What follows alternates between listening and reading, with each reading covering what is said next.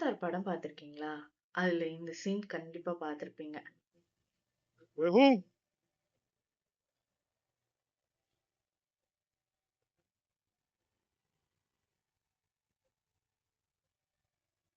Pandora அப்படிங்கிற ஒரு ஏரியாவுல மிகப்பெரிய பறக்கிற பாறைகள் இருக்கிற மாதிரி இந்த படத்துல காட்டியிருப்பாங்க.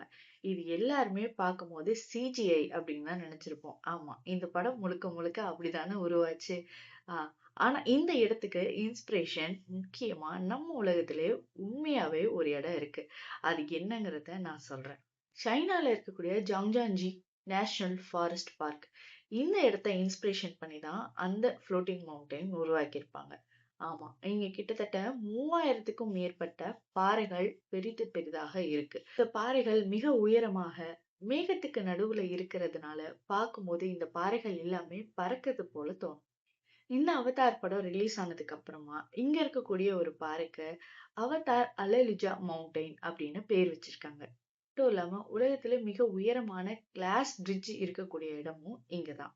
சீனாவோட மிக முக்கியமான டூரிஸ்ட் பிளேஸ்ல இந்த இடமும் ஒண்ணு.